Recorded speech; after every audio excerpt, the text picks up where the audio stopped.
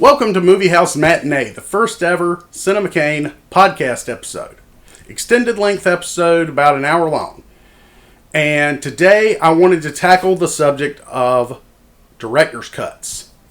So that's in the limelight today. Movie House Matinee will feature topics that I want to cover that don't necessarily lend themselves to my normal short form videos. So, why director's cuts? Well, because if you're like me and you love movies, you're curious to see what a director's cut offers over the theatrical experience. Well, your opinion may vary depending on the film and the cut you're watching. First of all, let's go over things that are kind of sort of tangentially related to director's cuts, but aren't actually director's cuts. You may occasionally hear the term extended edition. You may also hear the term unrated edition. Another one that comes up quite often is international cut, work print cut. There are many variations on this. The difference between an actual director's cut, an extended cut, an unrated cut, what have you, generally all depends on the studios involved and the actual people involved. It is believed that the term director's cuts comes from Ridley Scott's Blade Runner, because it's believed that that's the first time the word director's cut was ever used. It was actually put out by the studio unbeknownst to Ridley Scott. Ridley Scott had a version of Blade Runner that he had been pushing for quite a while. The studio didn't like his version that he was pushing, so they basically told him, we want a happy ending, and we want no ambiguous nature at all as to regard with Deckard possibly being a replicant. We also want to make sure that the audience understands exactly what's going on, so make Harrison Ford do a voiceover. While the voiceover itself can potentially be slightly written off with regard to the noir film nature and vibe that Scott was going for with the film, overall, it takes away from the experience. I myself have never actually fully watched the theatrical cut of Blade Runner. Why? Because the voiceover, at times, is a little bit distracting. And if you're smart and engaged in the movie, you won't need the voiceover because you'll understand what's going on anyway. But here's the thing. Ridley Scott actually had nothing to do with the putting together of that so-called director's cut. That was done completely by the studio, like I said, without his knowledge. So, here's the thing. What's the difference between the not one, not two, not three, but 4, and sometimes even 5 cuts of Blade Runner? And you're questioning, what do you mean sometimes 5? They released a Blu-ray box set around the time that Blu-ray first came onto the market. It was originally released, you're going to love this, as part of HD DVD format. Later it was put on Blu-ray. This set of Blade Runner includes the theatrical cut, the director's cut that was done without Scott's knowledge, the international cut of the film, the work print cut of the film, and what Scott calls the final cut of the film. This final cut is actually closer to a director's cut than any of the previous versions mentioned. The reason is because Scott was actually fully involved. He was able to work out some of the stuff that he didn't like with what Warner Brothers put together for their so-called director's cut and make it a little bit more polished, a little more seamless. It's very similar to the director's cut, but not entirely. The biggest difference between both the theatrical cut and the director's cut versus the final cut is that it is open to interpretation. Scott wanted people to leave the theater with Blade Runner questioning whether or not our main character who we'd been following, a killer of replicants, was in fact himself a replicant.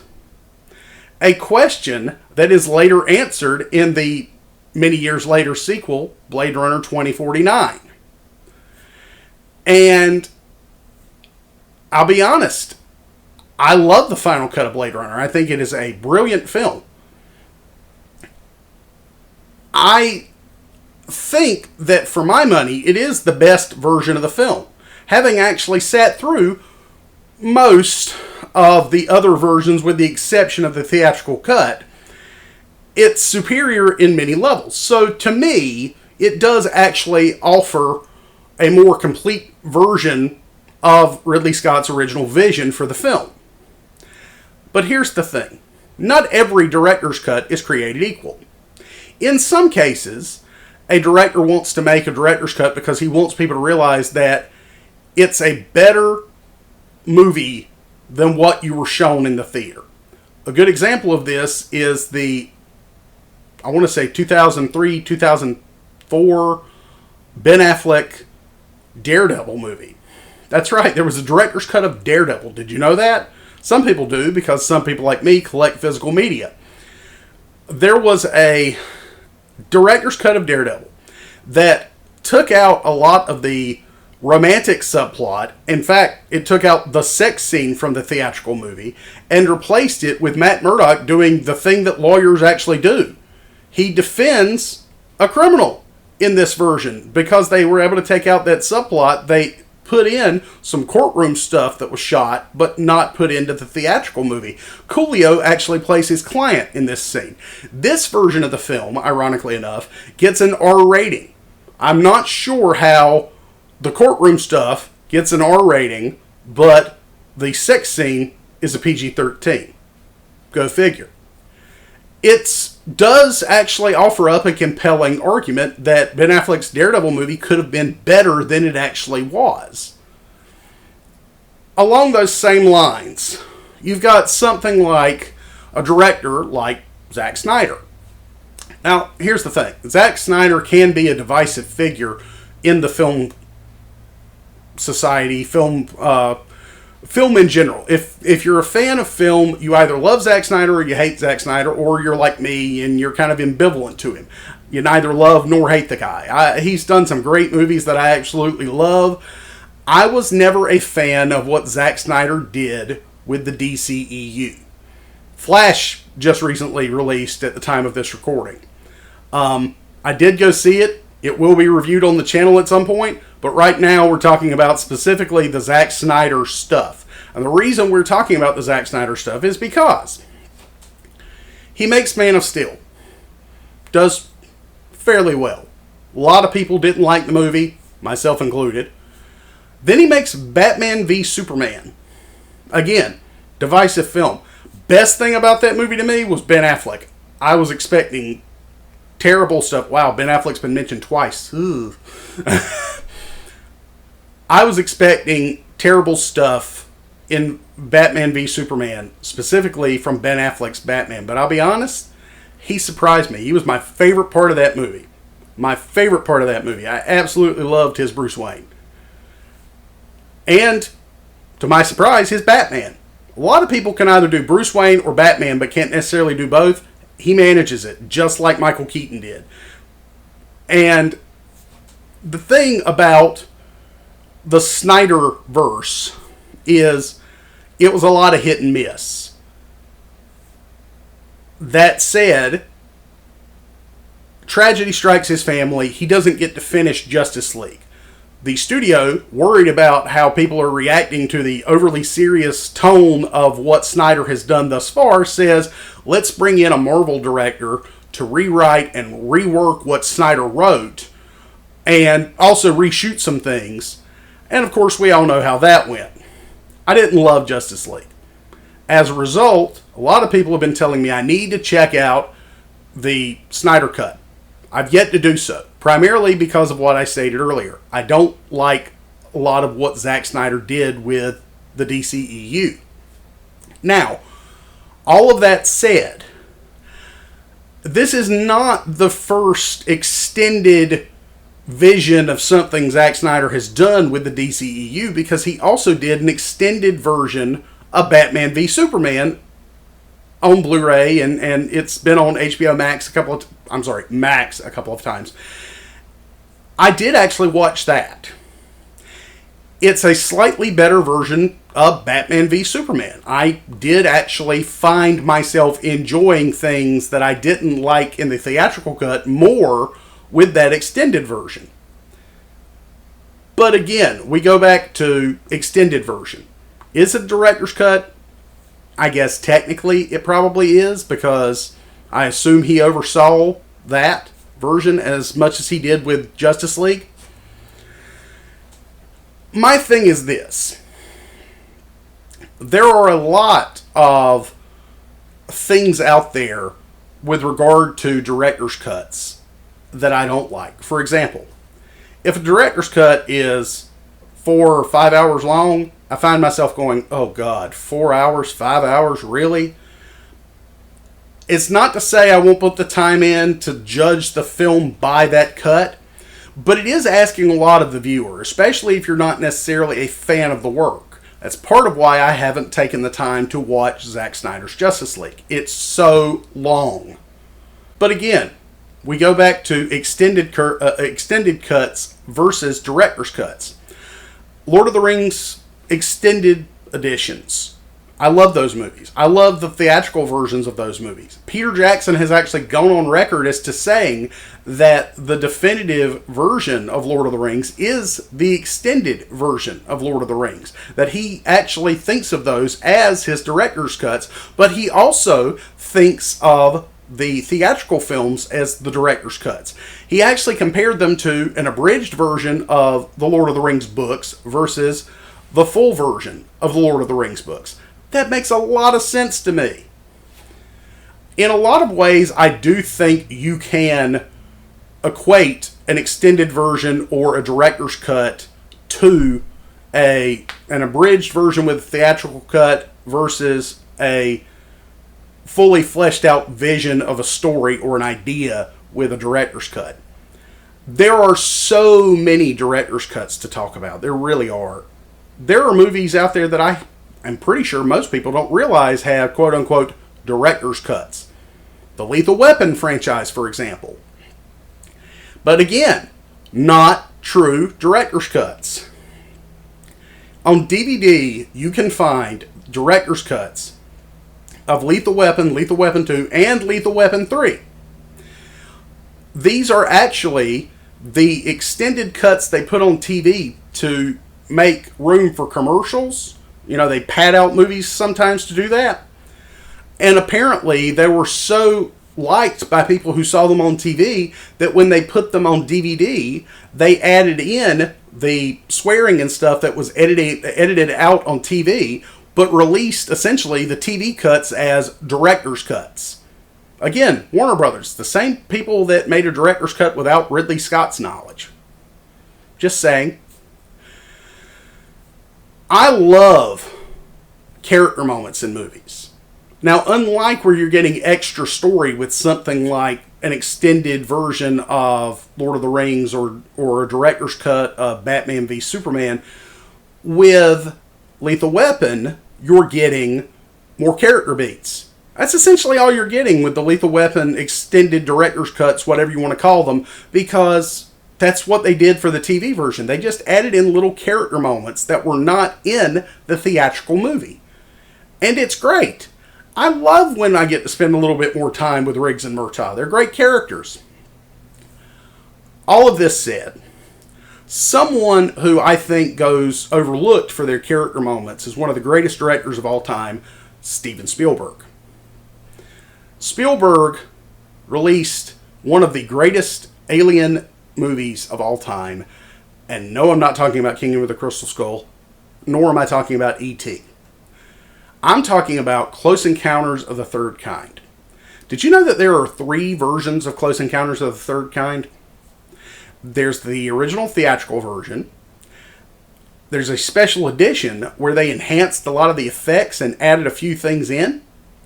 and there's the director's cut. There is a great Blu-ray set, and thankfully all of these have been carried over to the 4K that was released. This Blu-ray set, through seamless branching, you're able to go back and forth between the various versions of the film. What's even cooler is this Blu-ray set also releases a timeline where you can actually unfold this timeline in the Blu-ray set and see exactly what was added and when it was added.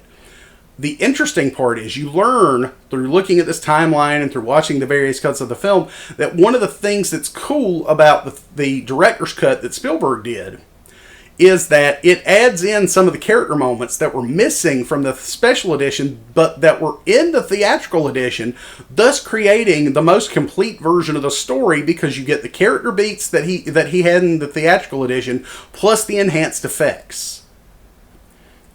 That, to me, is when a director's cut matters most. Give me the most complete version of a story.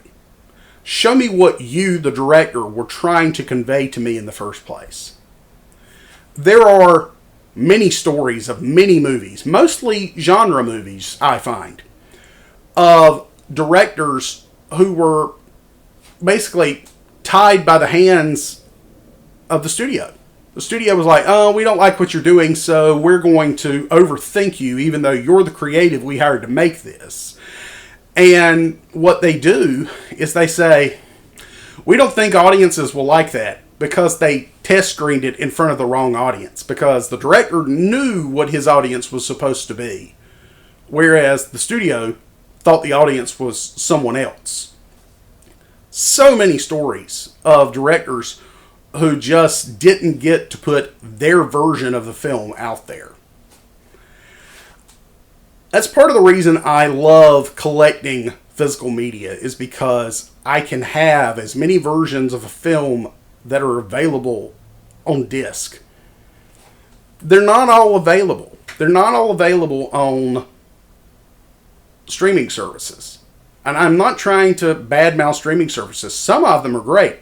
I actually think Max, even though it's got a stupid name, is one of the best streaming services out there. And part of the reason I like it is because they do something that a lot of streaming services don't do. And I'm noticing Amazon is starting to do it occasionally too. A lot of times, if there are more than one version of a film out there, Max, and in some cases Amazon Prime, will have both versions of the film available to watch. I love that. If I can watch the theatrical cut of Lord of the Rings and the extended cut all on one app, great.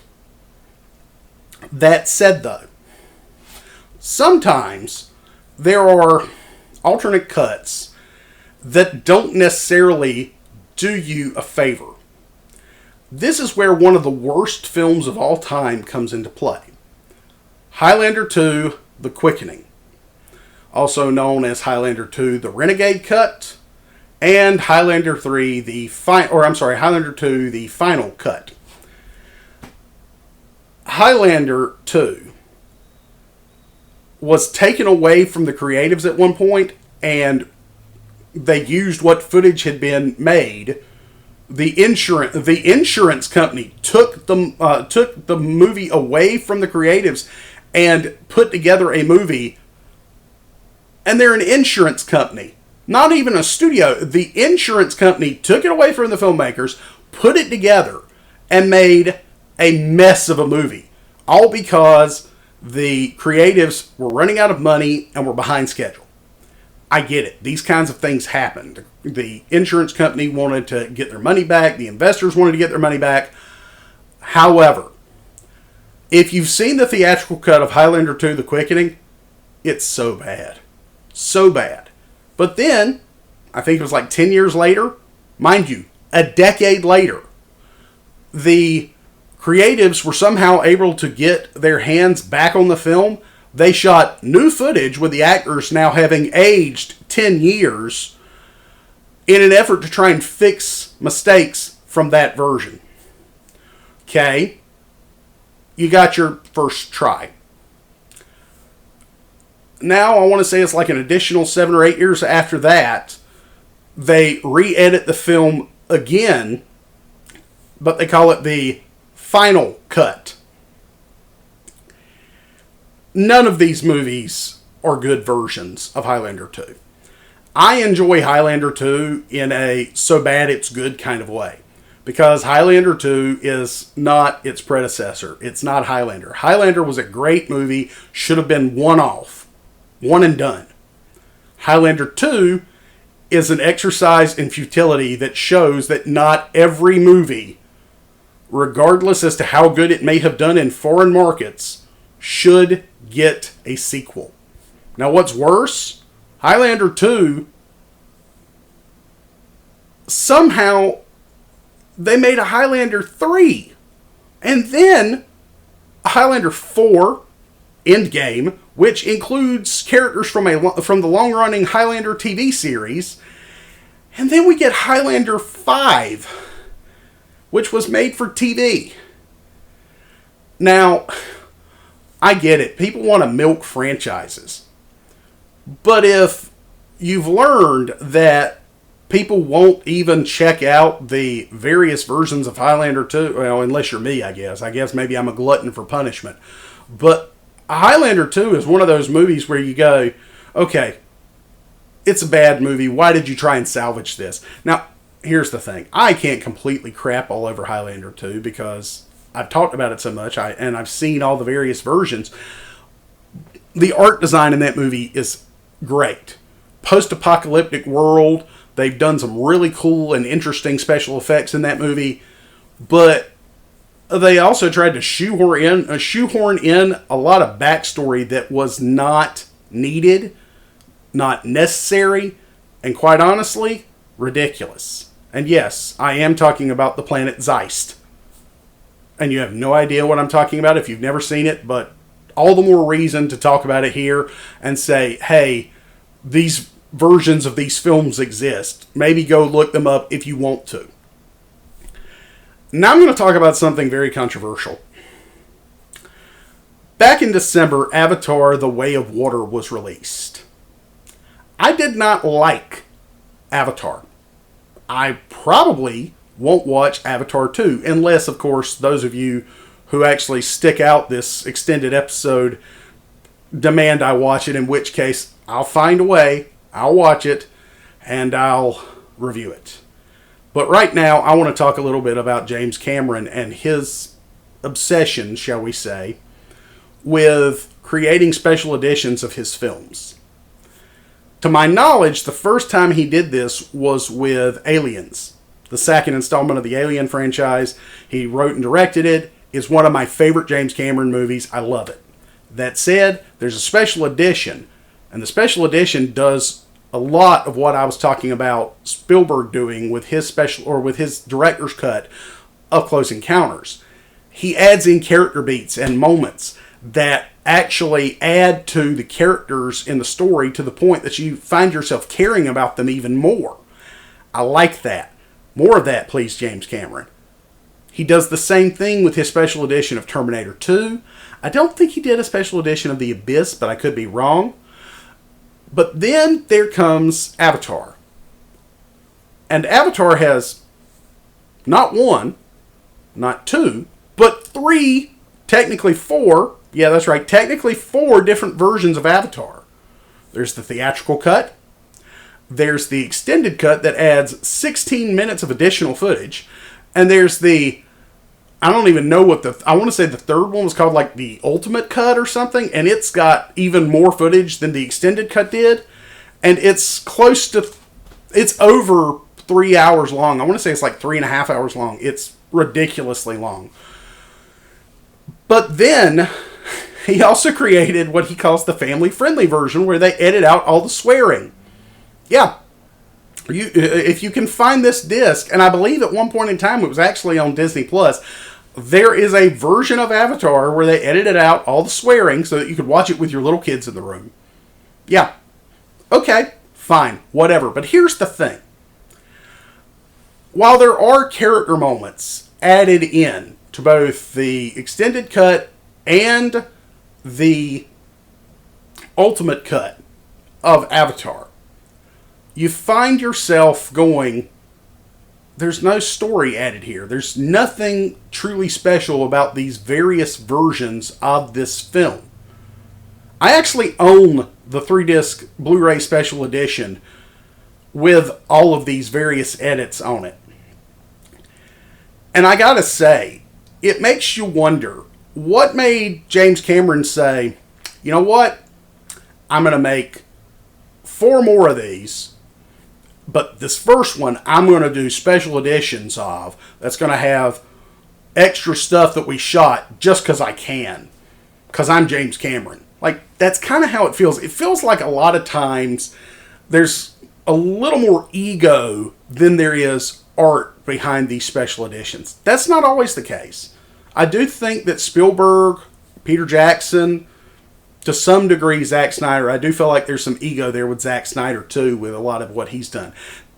That said, back on the subject of Zack Snyder, one of my favorite Zack Snyder films, and I might get a lot of guff for this, I don't know, but I loved his adaptation of Watchmen.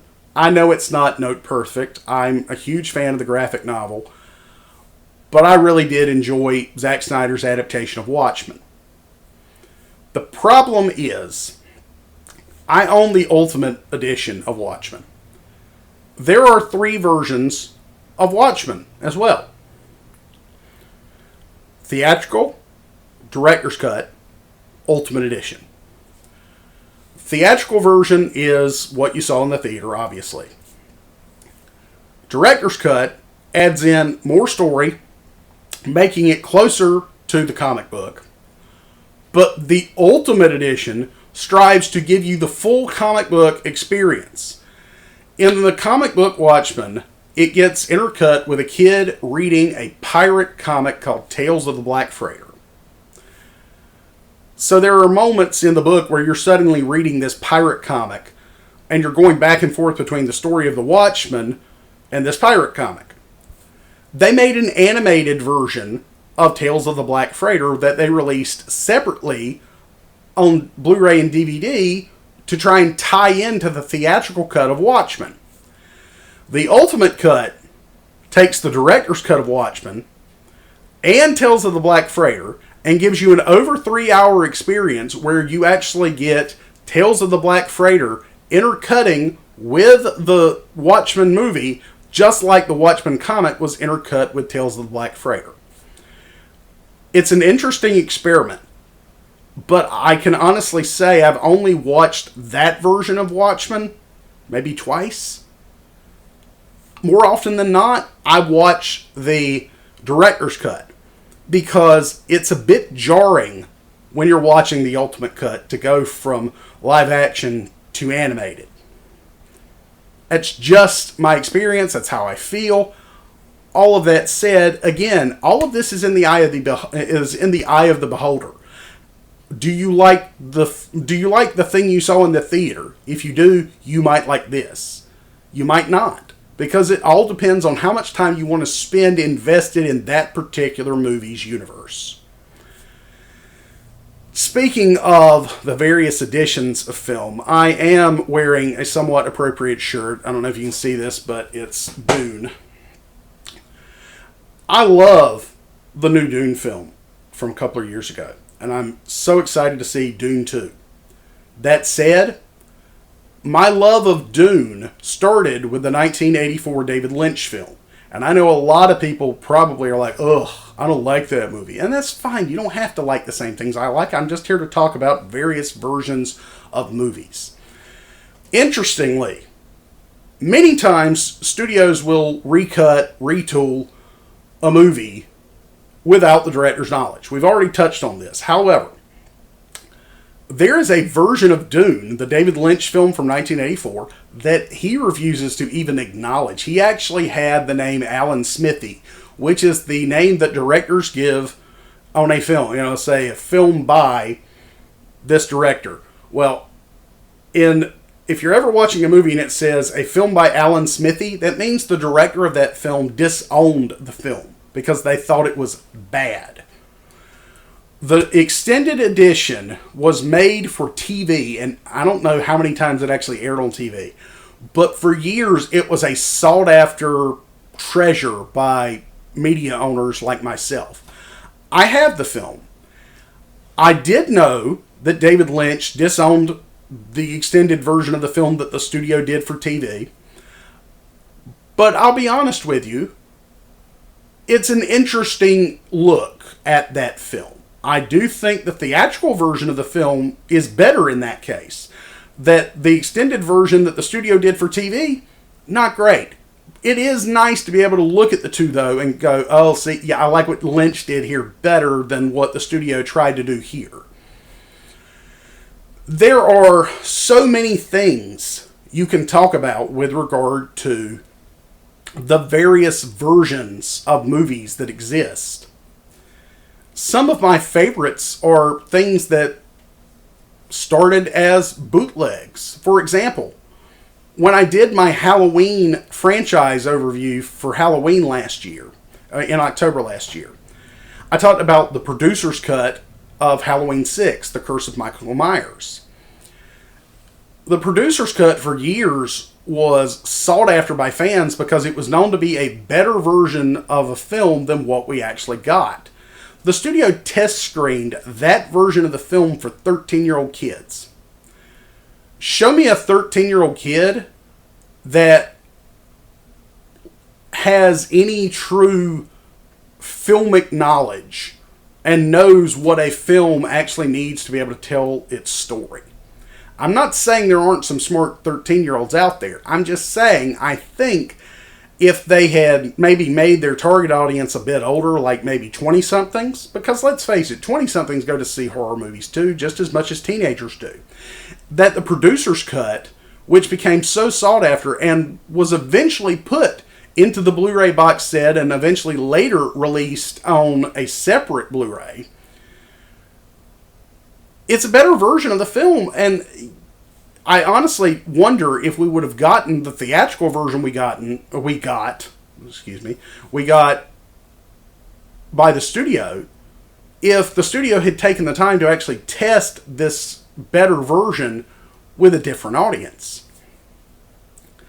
Director's cuts, as I've been saying the entire time, are always subjective to the viewer.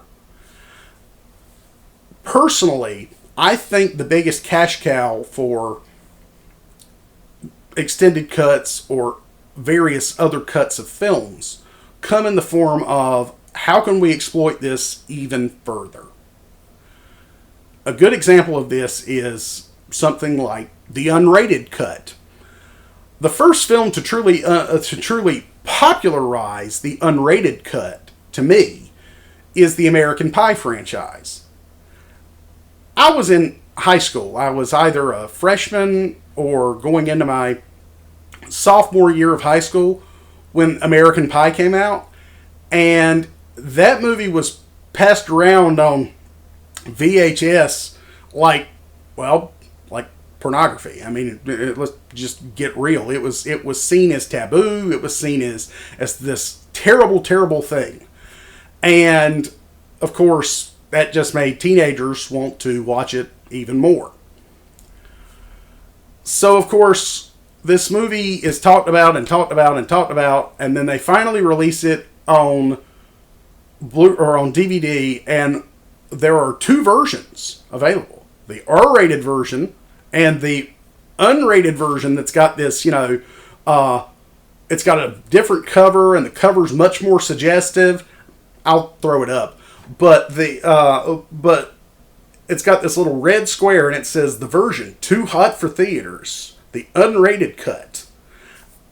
There are so few changes between the R-rated cut and the unrated cut.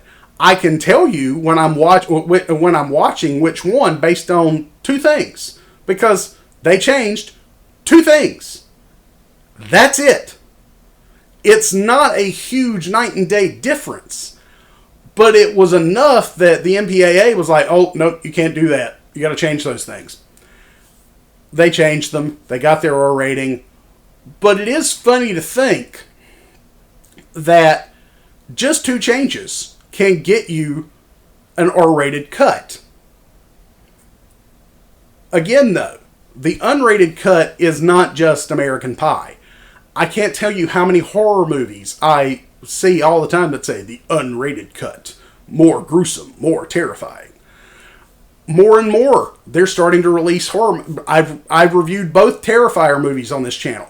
Terrifier 1 and 2 were both released as like special limited screenings in theaters because they're so gory, they didn't want to get a rating. So they didn't go through the MPAA to get a proper rating. They just said, hey, we'll do special screenings of these and we won't actually get ratings. So the Terrifier movies don't even have a rating.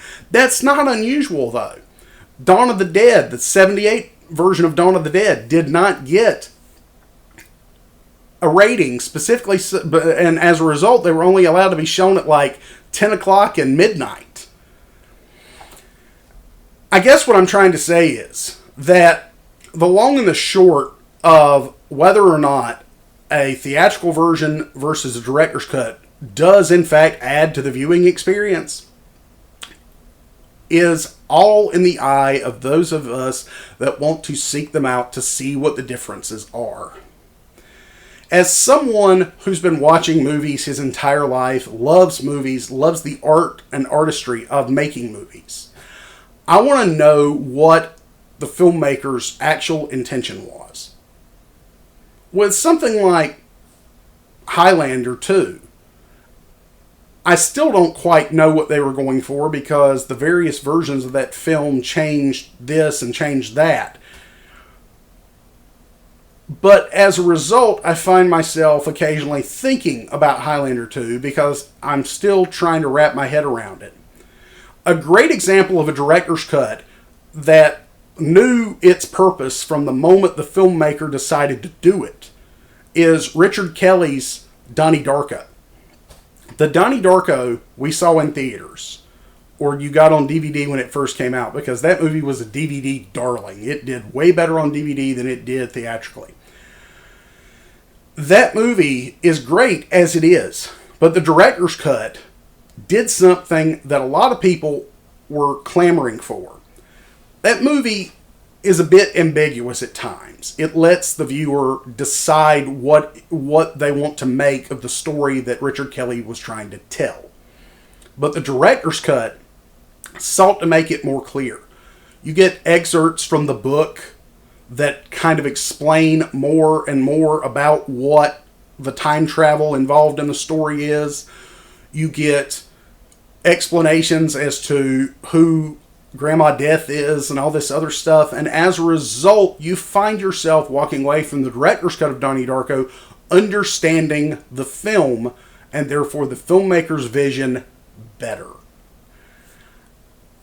I can't say you should go out and seek every version of a film that is available to you, because that's not something that everyone is going to take the time to do. I can say that if you are a fan of a particular film and you find out that there is a different version out there and it's available to you, watch it. Because as a film fan, I feel like we owe it to ourselves to see what the filmmaker's original intention was. Not every director's cut is going to be mind-blowingly mind-alteringly, earth-shattering with regard to what it offers you. Some of my favorite director's cuts are the ones that just add little character moments back in. Star Trek II, The Wrath of Khan, the director's cut is one of my favorite versions of that film. Is my favorite version of that film. Because Star Trek II's director's cut adds just enough character moments back in that it makes you fall in love with the crew of the Enterprise all over again. Likewise, Nicholas Meyer's director's cut of Star Trek VI does the exact same thing. Little character moments. Stuff that makes you understand the characters a little bit better with what they're going through within the story. If you can make me fall in love with the character, then you've done your job, as far as I'm concerned. But if you can add to the story by adding in those character moments, then it's even better. If you've enjoyed this look into director's cuts, and you've got questions about other director's cuts that are out there, maybe I'll do a follow-up to this podcast. This is something I want to try and do maybe every couple of months from here on out. So I hope you enjoyed the first episode of Cinema Kane's Movie House Matinee. Here's looking forward to the next matinee.